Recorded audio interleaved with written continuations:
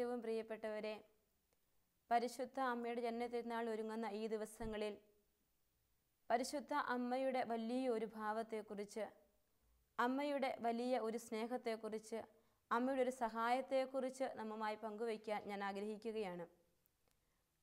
ഒരു വ്യക്തിക്ക് ആരാധനയുടെ യഥാർത്ഥമായ ആനന്ദം ലഭിക്കുക പരിശുദ്ധ അമ്മയോട് ചേർന്ന് നിന്ന് പ്രാർത്ഥിക്കുമ്പോഴാണ്. വിശുദ്ധ ലൂക്കായുടെ സുവിശേഷം 1-ാമത്തെ അധ്യായം 47-ാമത്തെ വചനത്തിൽ നാം ഇങ്ങനെ വായിക്കും: എൻ്റെ ചിത്തം എൻ്റെ രക്ഷകനായ ദൈവത്തിൽ ആനന്ദിക്കുന്നുവെന്ന്. പരിശുദ്ധ അമ്മയുടെ സ്തോത്രഗീതത്തിലെ വചനത്തിൽ ഒന്നാണ് എൻ്റെ ചിത്തം എൻ്റെ രക്ഷകനായ ദൈവത്തിൽ ആനന്ദിക്കുന്നുവെന്ന്. സ്വയം ആനന്ദിച്ച് എന്നെയും നിങ്ങളെയും ആരാധനയുടെ ആനന്ദത്തിലേക്ക് ആനയിക്കാൻ ശക്തിപ്പെടുത്തുന്ന പരിശുദ്ധ അമ്മയുടെ വാക്കുകളാണ് ഈ വചനത്തിൽ നമ്മെ പഠിപ്പിക്കുക.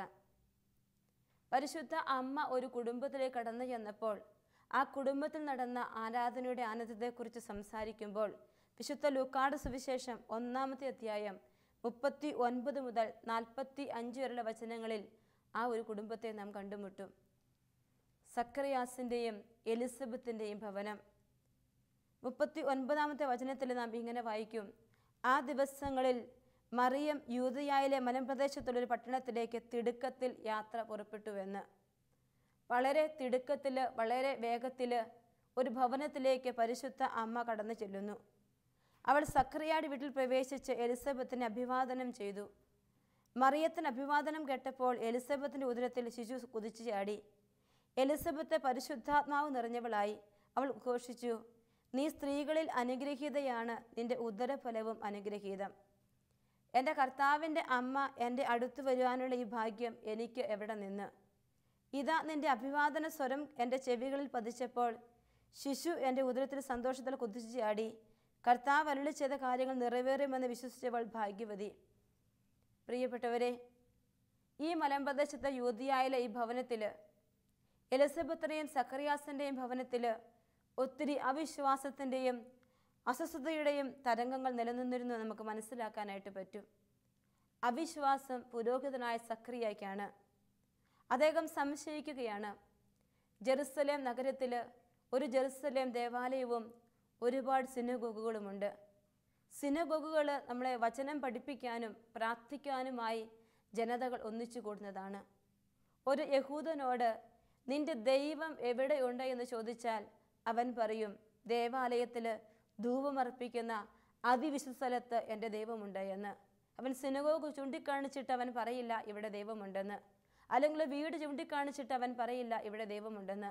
മറിച്ച് അവന് കൈ ചൂണ്ടാൻ ഒറ്റ സ്ഥലമേ ഉള്ളൂ, അത് ജെറുസലേം ദേവാലയമാണ്. അങ്ങനെ മത ആചാരങ്ങളിൽ പഠിച്ച് വിശ്വാസം കാത്തുസൂക്ഷിച്ച് പ്രാർത്ഥിച്ച് ദൈവത്തിൻ്റെ പുരോഹിതനായി മാറിയ സക്കറിയ ജെറുസലേം ദേവാലയത്തിൽ ധൂപമർപ്പിക്കുന്ന ധൂപപീഠത്തിൻ്റെ അടുത്ത് നിൽക്കുമ്പോൾ അതാ കയ്യെത്തും ദൂരത്ത് ദൈവം നിൽക്കും തിരിച്ചറിയുമ്പോഴും അവൻ്റെ അടുക്കൽ ഒരു ദൈവദൂതൻ പ്രത്യക്ഷപ്പെട്ടിട്ട് പറഞ്ഞു, ഒരു കുഞ്ഞ് ജനിക്കാൻ പോകുന്നെന്ന്.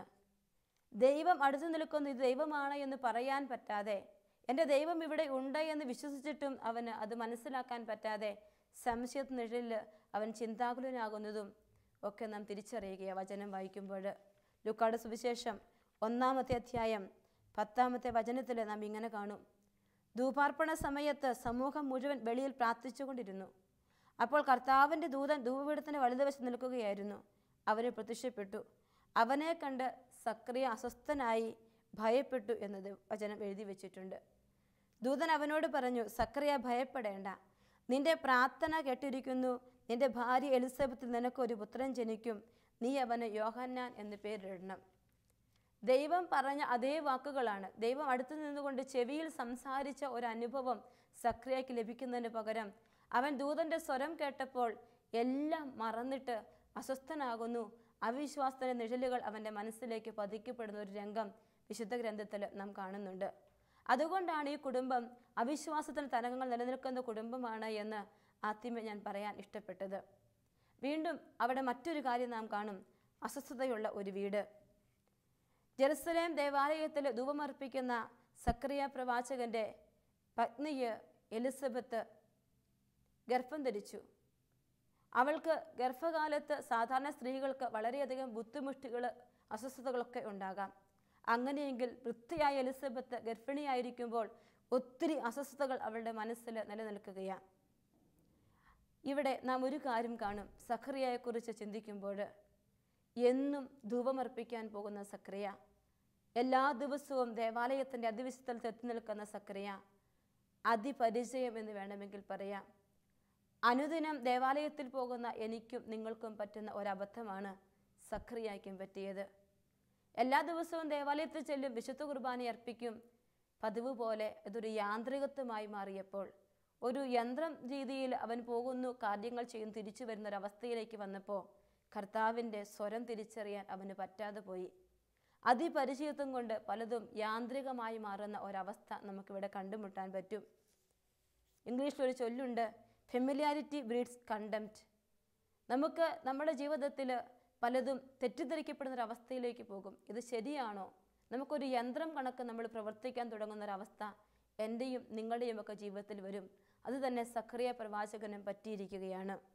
ദൈവാരാധനയിലെ ആനന്ദം, ദൈവത്തെ ആരാധിക്കുമ്പോൾ എൻ്റെ മനസ്സ്, എൻ്റെ കണ്ണ് എൻ്റെ ദൈവത്തെ കാണുന്ന ഒരാനന്ദമുണ്ട്. അത് തിരിച്ചറിയാൻ ആവർത്തനം കൊണ്ട് സഖറിയയ്ക്ക് പറ്റാതെ വരികയാണ്. എല്ലാ ദിവസവും ജപമാല ചൊല്ലുന്ന എനിക്ക് ഇന്നും ജപമാല ചൊല്ലിയപ്പോൾ പ്രത്യേക ഒരു അനുഭവം ഉണ്ടായില്ല. അതൊരാവർത്തന വിരസതയായി മാറിയിരിക്കുകയാണ്. എന്തിനാ ഞാൻ അനുഭവം നന്മ നിറഞ്ഞവരെയും ആവർത്തിച്ച് ചൊല്ലണമെന്ന് പലരും ചോദിക്കാറുണ്ട്. ഒന്ന് ചൊല്ലിയാൽ പോലെ എന്ന്. വിരസത കൊണ്ട് ഒന്നിനും ഒരു അനുഭവമില്ലാത്ത, ആനന്ദമില്ലാത്തൊരവസ്ഥയിലൂടെയാണ് നമ്മൾ ഇന്ന് കടന്നു പോവുക. എലിസബത്തിൻ്റെ അവസ്ഥയിൽ എലിസബത്തിനെ കുറിച്ച് നാം നോക്കുമ്പോൾ വൃത്തിയായതുകൊണ്ട് ശരീരത്തിൻ്റെ ക്ഷീണം അവൾക്കുണ്ട്, മാനസികമായി ബുദ്ധിമുട്ടുകൾ അവൾക്കുണ്ട്, ഫിസിക്കൽ സ്റ്റെബിലിറ്റി അവൾക്ക് നഷ്ടപ്പെട്ടിട്ടുണ്ട്. ഒരു സഹായം വേണ്ട ഒരവസ്ഥയിലൂടെ അവൾ കടന്നു പോകുന്നു. Mental weakness അവൾക്കുണ്ട്. സഖറിയയുടെ ജീവിതത്തെ നാം നോക്കുമ്പോൾ ഒരു ആത്മീയ ഭാരമാണ്, മറ്റൊന്നും കൊണ്ടല്ല. ധൂപാർപ്പണ സമയത്ത് ദൈവദൂതൻ പറഞ്ഞ കാര്യങ്ങൾ അവിശ്വസിച്ചെങ്കിലും അത് ജീവിതത്തിൽ സംഭവിച്ചു. ഭാര്യ ഗർഭം ധരിച്ചു. അവളെ നോക്കുമ്പോഴൊക്കെ ആത്മീയ ഭാരമാണ്. എൻ്റെ ദൈവത്തെ ഞാൻ അവിശ്വസിച്ചോ എന്നുള്ള ഭാരം. ഒപ്പം എലിസബത്തിനെ നോക്കുമ്പോൾ ശാരീരികമായും മാനസികമായും അസ്വസ്ഥത അനുഭവിക്കുന്ന ഒരു വ്യക്തി. പ്രിയപ്പെട്ടവരെ, യൂദയായിലെ ഈ കുടുംബത്തിൽ ശരീരത്തിൻ്റെയും മനസ്സിൻ്റെയും ഭാരം പേറുന്ന എലിസബത്തും ആത്മീയ ഭാരം കൊണ്ട് മുഖം കുനിച്ചു നിൽക്കുന്ന സഖറിയായും ഇരിക്കുന്ന ഈ കുടുംബത്തിലേക്കാണ് നമ്മുടെ പ്രിയപ്പെട്ട പരിശുദ്ധ കന്യകാമറിയം കടന്നു ചെല്ലുക. അമ്മ അവിടേക്ക് കടന്നു ചെല്ലുമ്പോൾ ആ വീട്ടിലേക്ക് കത്തിച്ചു വെച്ച വിളക്കുമായിട്ടാണ് അമ്മ കയറി ചെല്ലുക. അമ്മയുടെ ഉദരത്തിൽ ദൈവപുത്രനായ യേശുവുണ്ട്. അവൻ വചനം മാംസമായി അമ്മയുടെ ഉദരത്തിലുണ്ട്. അമ്മ മംഗളവാർത്ത ശ്രവിച്ച് ഈശോയെ ഉദരത്തിൽ വഹിച്ചുകൊണ്ട് യൂദയായിലെ മലമ്പ്രദേശത്തുള്ള ആ കുടുംബത്തിലേക്ക് തിടുക്കത്തിൽ ചെല്ലുകയാണ്. എവിടെ ആത്മീയ ഭാരമുണ്ടോ, എവിടെ ശരീരത്തിന് ഭാരമുണ്ടോ, എവിടെ മനസ്സിന് ദുഃഖമുണ്ടോ, സങ്കടമുണ്ടോ, അവിടേക്ക് കത്തിച്ചു വെച്ച വിളക്ക് പോലെ നിന്റെ പരിശുദ്ധ അമ്മ ഈശോയുമായി കടന്നു വരുമെന്ന് ഈ വചനഭാഗം നമ്മെ പഠിപ്പിക്കുകയാണ്. ജീവിതത്തിൽ ആവർത്തനം കൊണ്ട് കുർബാന അനുഭവമില്ലാതെ മാറുമ്പോൾ, ജപമാല പ്രാർത്ഥനകൾ അനുഭവമില്ലാതെ മാറുമ്പോൾ, എല്ലാം യന്ത്രം കണക്ക് ഞാനും നിങ്ങളും ചെയ്തു പോകുമ്പോൾ ഇവിടെ പരിശുദ്ധ അമ്മയെ ഈ സമയം നാം കൂട്ടുപിടിക്കേണ്ടതുണ്ട്. അമ്മ നമ്മുടെ ജീവിതത്തെ മാറ്റം വരുത്താനായിട്ട് തുടങ്ങും. യഥാർത്ഥ ആരാധനയുടെ ഒരു ആനന്ദം ഇവിടെ നമുക്ക് കിട്ടുന്നത് പരിശുദ്ധ അമ്മ വരുമ്പോഴാണ്. പരിശുദ്ധ അമ്മയെ കണ്ടപ്പോൾ 41-ാമത്തെ വചനം, മറിയത്തിൻ്റെ അഭിവാദനം കേട്ടപ്പോൾ എലിസബത്തിൻ്റെ ഉദരത്തിൽ ശിശു കുതിച്ചു ചാടി. ജീവിതത്തിൽ, ഹൃദയത്തിൽ മാനസികമായി ശാരീരികമായി ഭാരം പേറുന്ന ഈ എലിസബത്ത് അമ്മയുടെ സ്വരം കേട്ടപ്പോൾ ആത്മാവിൽ ആനന്ദിക്കുകയാണ്. ആത്മാവിൻ്റെ ആനന്ദം ഉദരത്തിലേക്ക് കടന്നു ചെന്നപ്പോൾ ശിശു പോലും കുതിച്ചു ചാടിയെന്ന് വചനം എഴുതി വെച്ചിട്ടുണ്ട്. എന്നിട്ട് 42-ാമത്തെ വചനം, അവൾ ഉദ്ഘോഷിച്ചു, നീ സ്ത്രീകളിൽ അനുഗ്രഹീതയാണ്, നിന്റെ ഉദരഫലവും അനുഗ്രഹീതം. ഇത് പരിശുദ്ധ അമ്മയെ പ്രഘോഷിച്ചുകൊണ്ട് എലിസബത്ത് പറയുമ്പോൾ ഇവിടെ ഒരു വലിയ സത്യം നമ്മളെ പഠിപ്പിക്കുന്നുണ്ട്. എൻ്റെ അടുക്കലേക്ക് പരിശുദ്ധ അമ്മ കടന്നു വരുമ്പോൾ, ദൈവത്തെ ആരാധിക്കാൻ എൻ്റെ ഹൃദയത്തിൽ ആനന്ദം തരുമ്പോൾ എനിക്കുണ്ടാകുന്ന ആദ്യത്തെ ഭാവമെന്ന് പറയുക, ചുറ്റും നിൽക്കുന്ന വ്യക്തികളെ ഞാൻ ബഹുമാനിക്കാൻ തുടങ്ങും. അവരിലെ നന്മ ഞാൻ തിരിച്ചറിയാൻ തുടങ്ങും. അവർ ആരെന്ന് എനിക്ക് മനസ്സിലാകാൻ തുടങ്ങും. ഇതുവരെ ആവർത്തന വിരസത കൊണ്ട് പ്രാർത്ഥനകൾ ചൊല്ലിത്തീർത്ത് മറ്റുള്ളവരെ കുറ്റം കണ്ടും ബഹുമാനിക്കാതെയും മറ്റുള്ളവരിലേക്ക് കണ്ണു തിരിക്കാതെയും ഞാനും നിങ്ങളൊക്കെ കടന്നു പോയിട്ടുണ്ടെങ്കിൽ ഈ ജന്മത്തിരുന്നാൾ ഒരുങ്ങുമ്പോൾ അമ്മയോട് പ്രാർത്ഥിക്കണം, എൻ്റെ അമ്മേ, ഈശോയുമായി എൻ്റെ അടുക്കൽ വന്ന് എൻ്റെ ഉള്ളിൽ ആനന്ദം നിറയ്ക്കണം. മറ്റുള്ളവരെ ബഹുമാനിക്കാൻ എന്നെ പഠിപ്പിക്കണം. എലിസബത്തിൻ്റെ ജീവിതത്തിൽ സംഭവിച്ചത് തന്നെയാണ്. അമ്മയുടെ സ്വരം കേട്ടപ്പോൾ, ഈശോയുടെ സാന്നിധ്യം തിരിച്ചറിഞ്ഞപ്പോൾ എലിസബത്ത് ഉദ്ഘോഷിച്ചു, നീ സ്ത്രീകളിൽ അനുഗ്രഹീതയാണെന്ന്. അമ്മയെ ബഹുമാനിച്ച് ഏറ്റുപറയുന്ന, അമ്മയുടെ ദൈവിക ഭാവം തിരിച്ചറിയുന്ന ഉൾക്കണ്ണുകൾ തുറക്കപ്പെട്ടു. ഒപ്പം ഉദരത്തിലും ശിശു ആനന്ദത്താൽ കുതിച്ചുചാടിയെന്ന് വചനം നമ്മെ വ്യക്തമായി പഠിപ്പിക്കുന്നുണ്ട്. എന്നിട്ട് അവൾ പറയുകയാ, കർത്താവ് അരുളി ചെയ്ത കാര്യങ്ങൾ നിറവേറുമെന്ന് വിശ്വസിച്ചവൾ ഭാഗ്യവതിയെന്ന് 45-ാമത്തെ വചനത്തിൽ എഴുതി വെച്ചിട്ടുണ്ട്. അവിടെ ആനന്ദത്തോടൊപ്പം മറ്റൊരു കാര്യം കൂടി കൂട്ടിച്ചേർക്കപ്പെട്ടു, വിശ്വാസം കൂടി. വിശ്വാസത്തോടെ നീ ദൈവത്തെ ആനന്ദിച്ച് ആരാധിക്കുമ്പോൾ നിന്റെ ജീവിതത്തിൻ്റെ യാഥാർത്ഥ്യങ്ങളിൽ, മനോഭാവങ്ങളിൽ ഒത്തിരി മാറ്റങ്ങൾ കടന്നു വരാൻ തുടങ്ങും. നമ്മൾ പോലും അറിയാതെ നമ്മുടെ ജീവിതത്തിൽ മാറ്റങ്ങൾ വരികയാണ്. പിന്നീട് വചനം നാം കാണുന്നുണ്ട്, 46 മുതൽ 56 വരെ ദൈവത്തെ സ്തോത്രം പാടി പുകഴ്ത്തുന്ന പരിശുദ്ധ അമ്മയെ നമ്മൾ കാണും. ഇങ്ങനെ ഒരു പ്രാർത്ഥന ഞാൻ ഇടയ്ക്കൊക്കെ പ്രാർത്ഥിക്കാറുണ്ട്. പരിശുദ്ധ അമ്മേ, ഈശോ പിച്ച വെച്ച് നടന്നപ്പോൾ പിടിച്ച അമ്മയുടെ വിരൽത്തുമ്പിലേക്ക് എൻ്റെ വിരൽത്തുമ്പുകളെ ഞാൻ ചേർത്ത് വയ്ക്കുന്നു. എന്നെ കൈ പിടിച്ച് ഈശോയുടെ വിരൽത്തുമ്പിലേക്ക് ചേർക്കണമേ എന്ന്. പ്രിയപ്പെട്ടവരെ, ഈ പരിശുദ്ധ അമ്മയുടെ വിരൽത്തുമ്പിൽ നമ്മുടെ വിരൽത്തുമ്പുകളെ ചേർത്ത് വെച്ചാൽ, അമ്മ ഈശോയുടെ അടുക്കലേക്ക് നമ്മെ ചേർക്കുമ്പോൾ നാം പോലും അറിയാതെ ജീവിതത്തിൽ ആനന്ദമുണ്ടാകും. നമുക്ക് മാറ്റാൻ പറ്റാത്ത ജീവിതത്തിൻ്റെ കുറവുകളിലേക്ക് അമ്മ ഈശോയുമായി കടന്നു വന്ന് നമ്മെ മാറ്റാൻ തുടങ്ങും. ഇതുവരെ എല്ലാം കുറ്റം കണ്ട വ്യക്തികളാണെങ്കിൽ, അവിശ്വാസം നിറഞ്ഞു നിൽക്കുന്ന ഒരു മനസ്സാണ് എനിക്കുള്ളതെങ്കിൽ, അസ്വസ്ഥത നിറഞ്ഞു നിൽക്കുന്ന ഒരു മനസ്സാണ് എനിക്കുള്ളതെങ്കിൽ, ശരീരത്തിൽ ക്ഷീണം അനുഭവിക്കുന്ന വ്യക്തിയാണ് ഞാനെങ്കിൽ, ഈശോയുടെ സാന്നിധ്യവുമായി അമ്മ കടന്നു വരുമ്പോൾ എൻ്റെ ജീവിതത്തിൽ ആനന്ദം കടന്നു വരാൻ തുടങ്ങും. ഈ പരിശുദ്ധ അമ്മ എങ്ങനെയാണ് ആനന്ദം നമുക്ക് പകരുക എന്ന് നാം തിരിച്ചറിയും. ലൂക്ക 1:47 അമ്മ പറഞ്ഞില്ലേ, എൻ്റെ ചിത്തം എൻ്റെ രക്ഷകനായ ദൈവത്തിൽ ആനന്ദിക്കുന്നുവെന്ന്. യോഹന്നാൻ്റെ സുവിശേഷം 19-ാമത്തെ അധ്യായം 25-ാമത്തെ വചനത്തിൽ നമ്മൾ പരിശുദ്ധ അമ്മയെ കാണും. യേശുവിൻ്റെ കുരിശിൻ്റെ അരികിൽ അവൻ്റെ അമ്മയും അമ്മയുടെ സഹോദരിയും ക്ലോപ്പാസിൻ്റെ ഭാര്യ മറിയവും മഗ്ദലന മറിയവും നിൽപ്പുണ്ടായിരുന്നു എന്ന് വചനം എഴുതി വെച്ചിട്ടുണ്ട്. കാൽവരി കുരിശിലെ വലിയ യാഗം. പരിശുദ്ധ അമ്മ ഈ ഭൂമിയിൽ ഒരു സ്ത്രീക്കും സഹിക്കാനോ കടന്നു പോകാനോ പറ്റാത്ത വലിയ സഹനത്തിൻ്റെ യാഥാർത്ഥ്യങ്ങളിൽ അമ്മ പിടിച്ചു നിൽക്കുന്നുണ്ട്. ഈ അമ്മ ഇവിടെ പിടിച്ചു നിൽക്കാൻ അമ്മയെ സഹായിച്ചത്, ശരിക്കും നമുക്കറിയാം, യഥാർത്ഥ ദൈവാരാധന വിശുദ്ധ കുർബാനയാണെന്ന്. ഭൂമിയിലെ ഏറ്റവും പരമമായ ആരാധന വിശുദ്ധ കുർബാനയെങ്കിൽ, ആ വിശുദ്ധ കുർബാനയെ അനുസ്മരിക്കുക കാൽവരി യാഗമെങ്കിൽ, കാൽവരി യാഗത്തിൽ പുത്രൻ്റെ യാഗബലിയിൽ ചേർന്ന് നിൽക്കുന്ന ഒരു പരിശുദ്ധ അമ്മയെ, നാം പതറാൻ നിൽക്കുന്ന ഒരു അമ്മയെ യോഹന്നാൻ 19:25 കാണുമ്പോൾ, ലൂക്ക 1:47 ചിത്തം ആനന്ദിച്ച പരിശുദ്ധ അമ്മയെ ഈ ഒരു ആനന്ദം പകർത്തിക്കൊണ്ട് കുരിശിൻ്റെ ചുവട്ടിൽ പിടിച്ചു നിൽക്കാൻ സഹായിച്ചത് ഒരു വചനമുണ്ട്. ലൂക്ക 1:35 ദൂതൻ മറുപടി പറഞ്ഞു, പരിശുദ്ധാത്മാവ് നിന്റെ മേൽ വരും, അത്യുന്നതൻ്റെ ശക്തി നിന്റെ മേൽ ആവസിക്കും, ആകയാൽ ജനിക്കാൻ പോകുന്ന ശിശു പരിശുദ്ധൻ ദൈവപുത്രൻ എന്ന് വിളിക്കപ്പെടുമെന്ന്. പ്രിയപ്പെട്ടവരെ, ലൂക്ക 1:35 അമ്മയുടെ ജീവിതത്തിൽ അർത്ഥവത്തായി തീർന്നപ്പോൾ അമ്മയുടെ ചിത്തം ആനന്ദിച്ചു. അമ്മ എവിടെയൊക്കെ പതറേണ്ട സമയം ആരൊക്കെയുണ്ടോ അവിടെയൊക്കെ അമ്മ കടന്നു ചെന്ന് ആനന്ദം കൊടുക്കാൻ തുടങ്ങി. കുരിശിൻ്റെ ചുവട്ടിലും അമ്മ പതറാൻ നിന്നെങ്കിൽ ഈ ഹൃദയത്തിൻ്റെ ആനന്ദമാണ്. ഉള്ളിരിക്കുന്ന ഈശോയുടെ വലിയ സ്നേഹത്തിൻ്റെ സാന്നിധ്യം അനുഭവിക്കുമ്പോൾ ജീവിതത്തിൻ്റെ യാഥാർത്ഥ്യങ്ങളിൽ പതറാതെ ഉള്ളിൽ ആനന്ദിച്ച് വിശ്വാസത്തോടെ അസ്വസ്ഥതകളെ നീക്കിക്കളഞ്ഞുകൊണ്ട് നിൽക്കാൻ എന്നെയും നിങ്ങളെയും ഈ അമ്മ സഹായിക്കുമെന്ന് വചനം നമ്മളെ പഠിപ്പിക്കുന്നുണ്ട്. വീണ്ടും നമ്മൾ കാണും, ഒന്നാമത് ദൈവത്തിൻ്റെ ആനന്ദം നമ്മൾ നിറയുമ്പോൾ, അമ്മ നമ്മുടെ അടുക്കലേക്ക് വരുമ്പോൾ. 3 മാസമാണ് അമ്മ ആ കുടുംബത്തിൽ താമസിച്ചതെന്ന് നമുക്കറിയാം.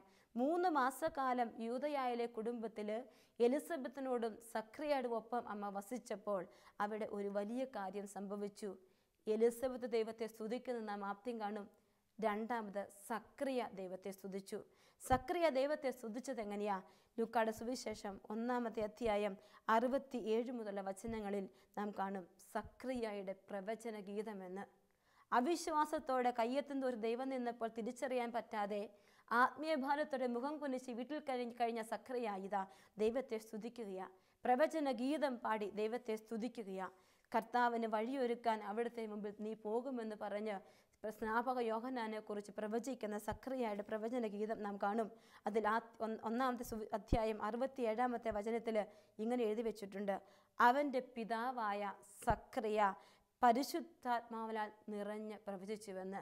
ലൂക്ക 1:35 പരിശുദ്ധാത്മാവ് നിന്റെ മേൽ വരുമെന്ന് ദൂതൻ പരിശുദ്ധ അമ്മയോട് പറഞ്ഞപ്പോൾ, അമ്മയുടെ ഉദരത്തിൽ ഈശോ ജന്മം ധരിച്ചപ്പോൾ, ഒപ്പം ഹൃദയം മനസ്സും നിറഞ്ഞ് പരിശുദ്ധാത്മാവ് നിറഞ്ഞപ്പോൾ, അമ്മ ഈ വീട്ടിലേക്ക് കടന്നു വന്ന് ഇവിടെ താമസിക്കാൻ തുടങ്ങിയപ്പോൾ അവിശ്വാസിയായ സക്രിയയിൽ പരിശുദ്ധാത്മാവ് നിറഞ്ഞു.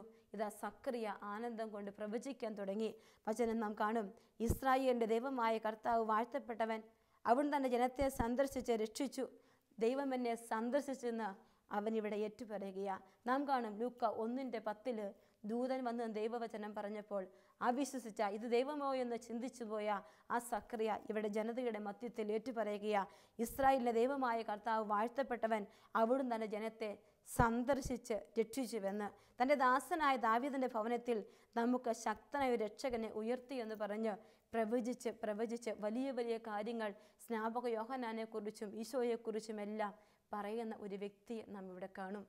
പരിശുദ്ധ അമ്മയുടെ സാന്നിധ്യം നമ്മുടെ കൂടെ വരുമ്പോൾ ആനന്ദത്തോടെ നാം ദൈവത്തെ സ്തുതിക്കും. ഞാൻ മാത്രമല്ല, എന്നോടൊപ്പമുള്ളവരും ഞാനുമായി ബന്ധപ്പെട്ടവരുമെല്ലാം ദൈവത്തെ സ്തുതിക്കാൻ തുടങ്ങും.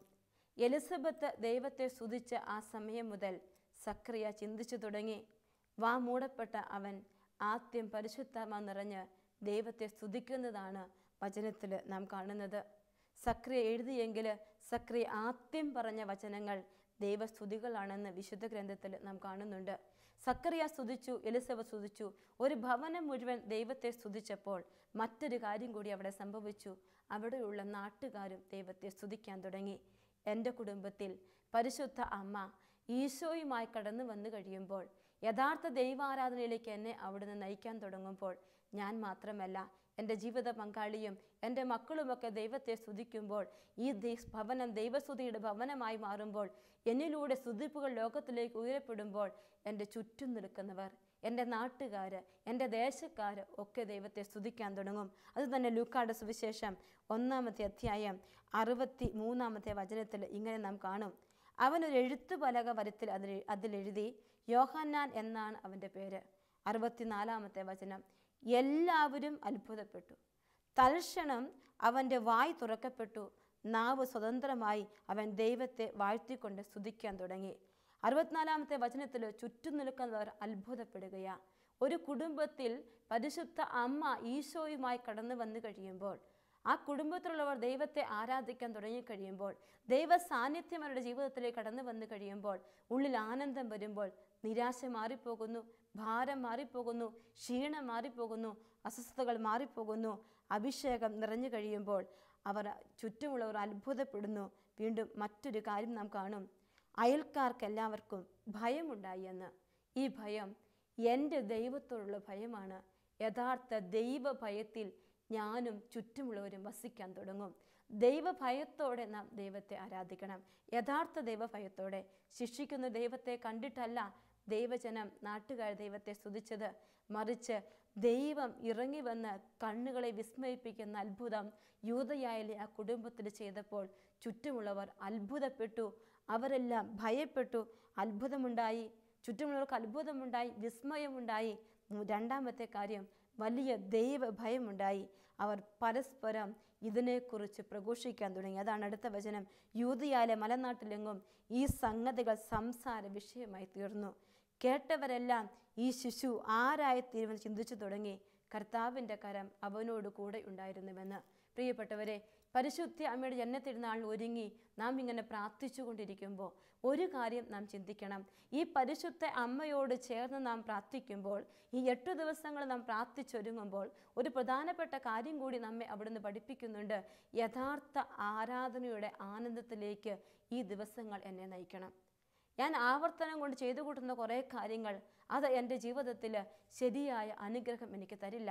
എല്ലാം യാന്ത്രികമായി പോകുന്നത് കൊണ്ട് ഞാൻ പരിശുദ്ധ അമ്മയോട് ചേർന്ന്, അമ്മേ എന്നെ പഠിപ്പിക്കണം യഥാർത്ഥ ആരാധനയുടെ ആനന്ദത്തിലേക്ക്. അതാണ് നാം ഈ നാളുകളിൽ പ്രാർത്ഥിക്കേണ്ടത്. അങ്ങനെ ഞാൻ യഥാർത്ഥ ആരാധനയിലേക്ക് കടന്നു വരുമ്പോൾ, എൻ്റെ ഉള്ളിൽ ആനന്ദം നിറയുമ്പോൾ ഉണ്ടാകുന്ന എൻ്റെ ജീവിതത്തിലെ ഏറ്റവും വലിയ ഒരു മനോഭാവം എന്ന് പറയുക, മറ്റുള്ളവരെ ബഹുമാനിക്കുക, അവരെ റെസ്പെക്റ്റ് ചെയ്യുക, അവരെ പ്രൊമോട്ട് ചെയ്യുക, അവരെ കുറച്ചുകൂടി അംഗീകരിച്ച് ആദരിച്ച് ഉയർത്താൻ പറ്റും. അത് തന്നെ എലിസബത്ത് ജീവിതത്തിൽ ആദ്യം കണ്ടു. പരിശുദ്ധ അമ്മയെ പറയുക, നീ കർത്താവിൻ്റെ അമ്മയാണ്. റെസ്പെക്റ്റ് ചെയ്തിട്ട് അമ്മയ്ക്ക് സ്വന്തം ബന്ധുക്കാരിയായിട്ടല്ല അമ്മയെ അവിടെ കാണുക, മറിച്ച് നീ കർത്താവിൻ്റെ അമ്മയാണ്, നീ കുറച്ചുകൂടി ഉയർത്തപ്പെട്ടവളാണ്. അവളെ ബഹുമാനിച്ച് ഉയർത്തി ആദരവ് കൊടുക്കുന്ന ഒരു ഭാവം, എലിസബത്തിൻ്റെ ഭാവം നമുക്കിവിടെ കാണാനായിട്ട് പറ്റും. ഈ ഒരു മനോഭാവം നമ്മുടെ ജീവിതത്തിലും നമുക്ക് വേണം. ആ ഒരു അവസ്ഥയിലേക്ക് നമ്മൾ കടന്നു വരുമ്പോൾ, ദൈവം നമ്മളെ അനുഗ്രഹിക്കുന്നത് ലോകം കാണുമ്പോൾ, ലോകവും ചുറ്റുമുള്ളവരും മറ്റുള്ളവരുമൊക്കെ ഈ യഥാർത്ഥ ആരാധനയുടെ ആനന്ദത്തിലേക്ക് തിരിയാൻ തുടങ്ങും. യഥാർത്ഥ ആരാധനയിൽ എന്താണ് എനിക്ക് ലഭിക്കുക, അത് തേടി ജനതകൾ കടന്നു പോകാൻ തുടങ്ങും. അങ്ങനെ ഒരു അവസ്ഥയാണ് ദൈവം ഈ യൂദയായിലെ കുടുംബത്തിൽ നിന്ന് നമ്മെ പഠിപ്പിക്കുന്നത്. കർത്താവിനെ ആരാധിക്കുന്നത് ഇന്ന് നമുക്കറിയാം, ജെറുസലേം ദേവാലയത്തിൽ മാത്രമല്ല ദൈവാരാധനയുള്ളത്. ഞാനും നിങ്ങളും കൈ കുട്ടിപ്പിടിക്കുമ്പോൾ ഉള്ളിൽ വരുന്ന ഒരു തമ്പുരാൻ, മുമ്പിൽ വരുന്നൊരു തമ്പുരാൻ, 2 3 പേർ ഒന്നിച്ചു കൂടുമ്പോൾ ഉള്ളിൽ വരുന്നൊരു തമ്പുരാൻ, ഒറ്റയ്ക്കിരിക്കുമ്പോഴും എൻ്റെ ഉള്ളിൽ ഒപ്പം ഇരിക്കുന്ന ഒരു തമ്പുരാൻ ഉണ്ട് എന്ന് നമുക്കറിയാം. യഹൂദ ജനതയുടെ വിശ്വാസമല്ല, മറിച്ച് ഞാൻ നിങ്ങളുടെ കൂടെയുണ്ട്, യുഗാന്ത്യം വരെ ഞാൻ നിങ്ങളുടെ കൂടെയുണ്ടെന്ന് പറഞ്ഞ ആ ഒരു ഈശോയാ ഈ പരിശുദ്ധ അമ്മ നമുക്ക് തന്നിരിക്കുന്നത്. അങ്ങനെയെങ്കിൽ ഞാൻ എപ്പോൾ പ്രാർത്ഥിക്കാനിരുന്നാലും എൻ്റെ ജീവിതത്തിൽ ഈ ആരാധനയുടെ ആനന്ദം എനിക്കുണ്ടാവണം. ഒപ്പം മറ്റുള്ളവരെ ബഹുമാനിക്കുന്ന, റെസ്പെക്റ്റ് ചെയ്യുന്ന, അംഗീകരിക്കുന്ന യഥാർത്ഥ ആരാധനയുടെ ഒരു ഭാവത്തിലേക്ക് എന്നെ നയിക്കണമേ എന്ന് പ്രാർത്ഥിക്കണം. ആനന്ദം എനിക്ക് തരണമേ എന്ന് പ്രാർത്ഥിക്കണം.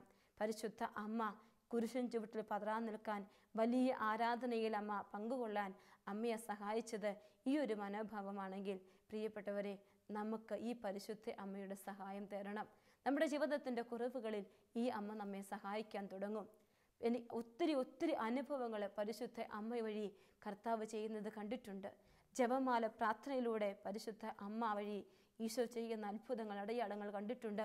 അവിശ്വാസിയായി ഒരു മകള് പ്രാർത്ഥിച്ച് ജപമാല കയ്യിലെടുത്ത് പ്രാർത്ഥിച്ചിട്ട് അവളുടെ രോഗിയായ അമ്മയുടെ അടുക്കലേക്ക് കൊണ്ടുപോയി, ഐസിയുവിൽ മരണത്തോട് മല്ലടിക്കുന്ന അമ്മയുടെ അടുക്കൽ കൊണ്ടുപോയി ആ ജപമാല അമ്മയുടെ ദേഹത്തേക്ക് വെച്ച് അവൾ പ്രാർത്ഥിച്ച സമയം, അവൾക്ക് ആരോ പ്രാർത്ഥിച്ചു കൊടുത്തൊരു ജപമാലയാ.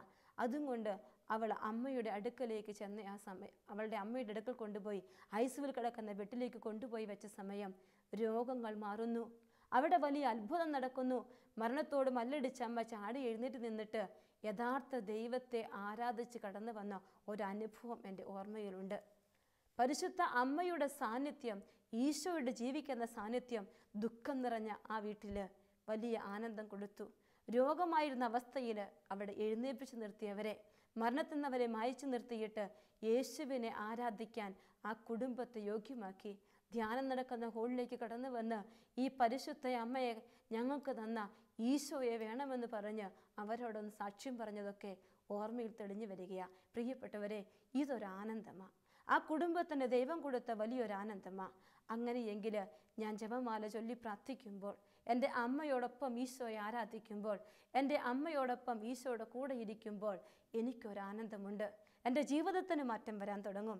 ആ പ്രാർത്ഥന ഒരിക്കലും യാന്ത്രികമായി എനിക്ക് മാറില്ല.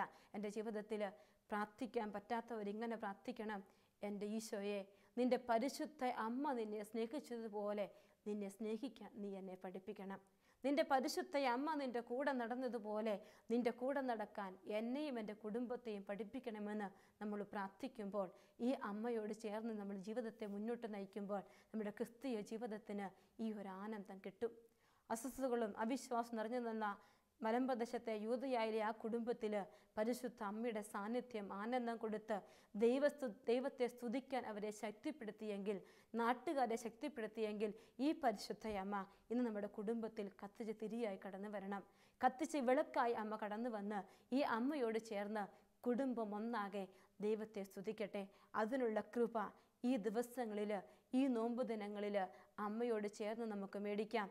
അമ്മയുടെ ജനനം അന്നപുണ്യവതിക്കും യവാക്യമിനും ഒരു അത്ഭുതമായി മാറിയതുപോലെ ഈ ജന്മത്തിരുനാളിന് ഒരുങ്ങി ഞാനും നിങ്ങളും പ്രാർത്ഥിക്കുമ്പോൾ സെപ്റ്റംബർ 8-ാം തീയതി എനിക്കും നിങ്ങൾക്കും ഈ ഒരു ആനന്ദം ഹൃദയത്തിലുണ്ടാവട്ടെ. കുറച്ചുകൂടി ദൈവാരാധനയുടെ ആനന്ദത്തിലേക്ക് വരാൻ വിരസതകൾ മാറ്റിവെച്ച് ദൈവത്തെ സ്നേഹിക്കുന്ന, ദൈവത്തിൻ്റെ ശക്തി കണ്ട് അത്ഭുതപ്പെടുന്ന, ദൈവത്തിൻ്റെ കൃപ കണ്ട് ദൈവഭയത്തോടെ ദൈവത്തെ ആരാധിക്കുന്ന, എപ്പോഴും ദൈവത്തെക്കുറിച്ച് സംസാരിക്കുന്ന ഒരു കുടുംബമായി എൻ്റെ കുടുംബത്തെ മാറ്റണമേ എന്ന് അമ്മയോട് നമുക്ക് പ്രാർത്ഥിക്കാം. അമ്മയുടെ ഉള്ളിൽ വസിച്ച പരിശുദ്ധനായ ഈശോ നമ്മുടെ ഉള്ളിലും വസിക്കുന്ന ഒരാനന്ദം ഈ അമ്മ നമുക്ക് തരും. ഈ അമ്മയുടെ കൈപിടിച്ച് ജീവിതത്തിൻ്റെ എല്ലാ മേഖലകളിലും കടന്നു പോകാൻ നമുക്ക് പറ്റും. സങ്കടങ്ങളെ അതിജീവിക്കുന്ന, രോഗങ്ങളെ മാറ്റിമറിക്കുന്ന, വേദനകളെ മാറ്റുന്ന, പരാജയങ്ങളെ വിജയമാക്കി മാറ്റുന്ന സഹായമായ നമ്മുടെ പരിശുദ്ധയമ്മ, ക്ഷീണിച്ച എലിസബത്തിന് ശക്തി പകർന്ന ഒരു പരിശുദ്ധയമ്മ എൻ്റെ ജീവിതത്തിലും ജീവിതത്തിൻ്റെ യാഥാർത്ഥ്യങ്ങളിൽ എനിക്ക് ശക്തി പകരും. ആ അമ്മ എൻ്റെ കൂടെ എൻ്റെ ഒപ്പം വസിക്കാൻ തുടങ്ങും. അതിനുള്ള കൃപയ്ക്ക് വേണ്ടി ഈ നാളുകളിൽ നമുക്ക് പ്രാർത്ഥിക്കണം. ഈ നാളുകൾ പരിശുദ്ധ അമ്മയുടെ മടിയിലിരുന്ന് ഈശോയെ സ്നേഹിക്കുന്ന ഒരു കൊച്ചു കുഞ്ഞായി നമുക്ക് മാറാം. അമ്മേ, ഈശോയെ സ്നേഹിക്കുന്ന ഒരു കൊച്ചു കുഞ്ഞാക്കി എന്നെ മാറ്റണം. അമ്മയുടെ കരങ്ങളിൽ നമ്മുടെ വിരൽത്തുമ്പുകൾ എന്നും ചേർന്നിരിക്കട്ടെ. കാൽവരി കുരിശിലെ ദൈവാരാധനയിലേക്ക് എന്നെയും നിങ്ങളെയും അമ്മ നയിക്കും. ജീവിതത്തിലെ തോളിൽ വലിയ സഹനങ്ങളും എടുത്ത് ഞാനും നിങ്ങളും കടന്നു പോകുമ്പോൾ ഈ അമ്മ ഒപ്പം നിൽക്കുമ്പോൾ ആ സമയത്തും കർത്താവെ നന്ദി എന്ന് പറയാൻ, കർത്താവെ നിനക്ക് ആരാധനയെന്ന് പറയാൻ, എൻ്റെ ജീവിതം കൊണ്ടും എൻ്റെ ജീവിതത്തിൻ്റെ സഹനം കൊണ്ടും നിന്നെ ആരാധിക്കുമെന്ന് പറയാൻ ഈ അമ്മ നമ്മെ സഹായിക്കട്ടെ. ഈ അമ്മ അതിനെ നമ്മളെ പഠിപ്പിക്കട്ടെ. അതിനുള്ള അനുഗ്രഹത്തിനായി നമുക്ക് പ്രാർത്ഥിക്കാം. ഒരു നിമിഷം കണ്ണുകളടച്ച് കരങ്ങൾ കൂട്ടിപ്പിടിച്ച് പരിശുദ്ധ അമ്മയോട് ചേർന്ന് നമുക്ക് പ്രാർത്ഥിക്കാം. കർത്താവായ എൻ്റെ ഈശോയെ, നിൻ്റെ പരിശുദ്ധ അമ്മയെ നീ ഞങ്ങൾക്ക് നൽകിയപ്പോൾ ഈ ജന്മത്തിരുന്നാൾ ഞങ്ങൾ ഏറ്റവും അടുത്തൊരുങ്ങുമ്പോൾ വലിയൊരു ആനന്ദം ഞങ്ങൾക്ക് നൽകണം. യഥാർത്ഥമായ ആരാധനയുടെ ആനന്ദം. കർത്താവിനെ സ്തുതിക്കാൻ ഞാനും എൻ്റെ കുടുംബവും എൻ്റെ ദേശവും എല്ലാം ഈ അമ്മയോട് ചേർന്ന് നിന്നെ സ്തുതിക്കാൻ ഈ നോമ്പ് ദിനങ്ങളിലെ അഭിഷേകം ഞങ്ങൾക്ക് നൽകണം. ഈ നോമ്പ് ദിനങ്ങൾ ഞങ്ങളുടെ മനോഭാവത്തിൽ മാറ്റം വരുത്തുന്നതായി മാറണം. മറ്റുള്ളവരെ അംഗീകരിക്കാനും മറ്റുള്ളവരെ ബഹുമാനിക്കാനും അവരെ കുറച്ചുകൂടി ആദരിക്കാനുമുള്ള കൃപ നൽകണം. മറ്റുള്ളവരിലെ നന്മ കാണാൻ ഞങ്ങളെ പഠിപ്പിക്കണം. ഞങ്ങളെക്കാൾ ഉയർന്നവരായി അവരെ കാണാനുള്ള കൃപ നൽകി ഈ അമ്മയുടെ എളിയ ഭാവം ഞങ്ങളുടെ ഉള്ളിൽ നിറയ്ക്കണമേ എന്ന് പ്രാർത്ഥിക്കുന്നു. പരിശുദ്ധ അമ്മയിൽ നിറഞ്ഞു നിന്ന പരിശുദ്ധാത്മശക്തി ഞങ്ങളിലും ഈ ദിനങ്ങളിലെ ശക്തമായി വ്യാപരിക്കട്ടെ. ജീവിതത്തിൽ കർത്താവിനോട് സ്തുതിക്കാൻ ആത്മാവിൻ്റെ അഭിഷേകം ഞങ്ങളിൽ നിറയട്ടെ എന്ന് പ്രാർത്ഥിക്കുന്നു. അതിനുള്ള കൃപ നൽകി ഈശോയെ ഞങ്ങളെ അനുഗ്രഹിക്കണമേ. എല്ലാ ആരാധനയും സ്തുതിയും മഹത്വവും നിനക്ക് നിത്യം പിതാവും പുത്രനും പരിശുദ്ധാത്മാവുമായി സർവേശ്വര. ആമേൻ.